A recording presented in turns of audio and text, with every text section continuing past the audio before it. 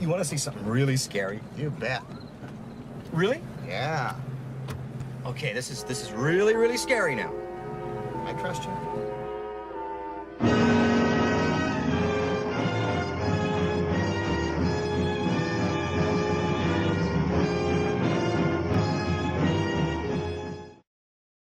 Hello, Internet fans. It's your old pal Rottin Roger DeMarco here from RepulsiveReviews.com. This week, we're going to talk about Rick Rosenthal's 1981 film, Halloween 2.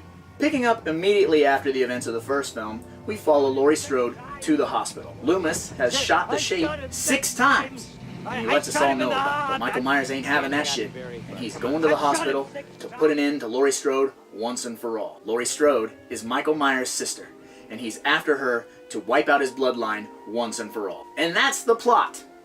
Pretty straightforward. You fuck. Why? Because sequel. And because The Fog didn't do very well. But I digress.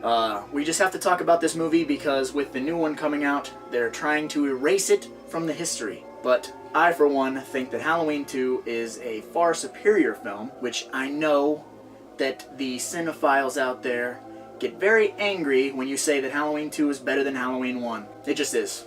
At least to me. I saw it first, maybe. I was little. But Halloween 2 has some fantastic tension, has a sweet location, has a bigger body count.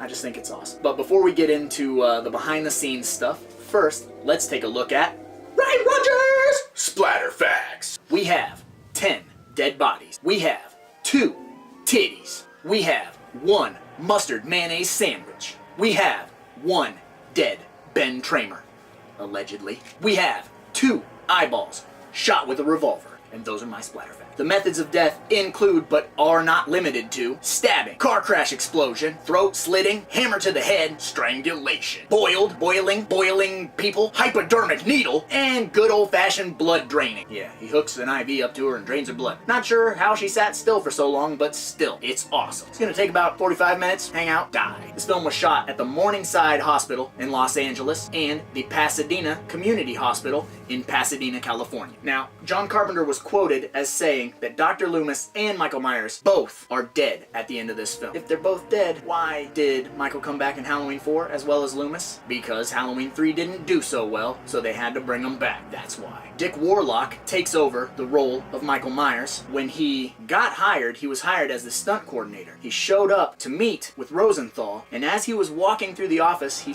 looks into a room off to the side. He sees the Michael Myers mask. So he says, "What the fuck?" He takes it, he puts it on, and he just walks into Rosenthal's office. And when Rosenthal asks him, "Who are you?" he doesn't say anything. Gives him the look and kind of freaks out Rosenthal. And then after, a minute or two, he takes off the mask. He's like, I was just fucking with you. I'm Dick Warlock, and I'm the guy you hired to do the stunts. And then he's like, is anybody playing Michael Myers yet? No. Can I have the job? Yes. And that's awesome. Deborah Hill was on set, and she was quoted as saying she just did not like Dick Warlock's performance as the Shape, which was, news to him because every day on set, they never said a fucking word to him until after the movie wrapped. They didn't tell him walk faster, walk slower, tilt your head better. They didn't say anything.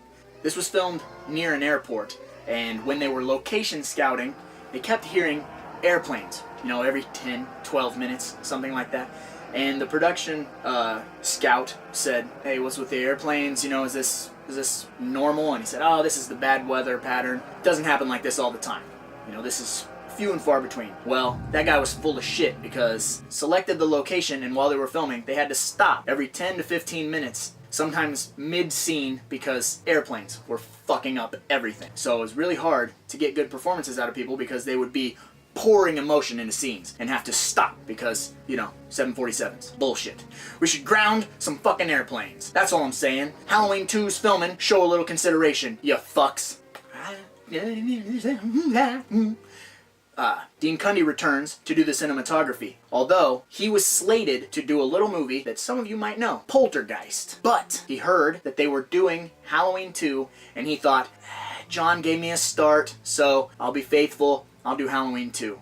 And Halloween 2, as awesome as it is, it ain't no Poltergeist. The hot tub that they filmed in was not an actual hot tub. It was ice water. For actor Leo Rossi, it's kind of a pain in the ass. He had to get in this hot tub and remove his Speedo, and he's in ice water. He's kind of known as a stud. Every movie he's ever done, you know, all the ladies love him. Whether it's on screen or off screen, Leo Rossi is the man. For the first time he's doing full frontal nudity, he's a raisin. You gotta look close, because it's cold.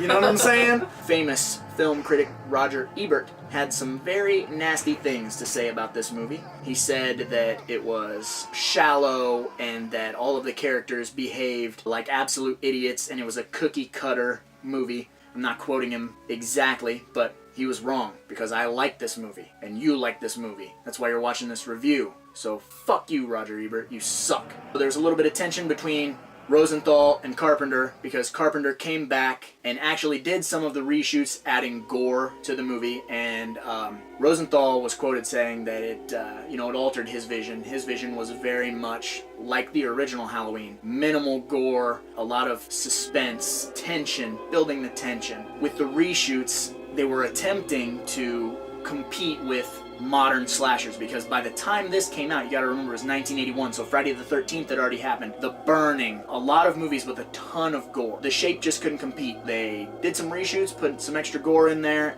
tried to make him one of the big boys. Some people love it, some people hate it, and I'm with the people who love it, because I think it really pushes Michael Myers out there to that definitive horror icon. I don't really have anything negative to say about this movie, so I personally give this movie 4 out of 5 hypodermic needles, because after all, there's a lot of movies out there, and somebody's got to watch them. So why not me, right?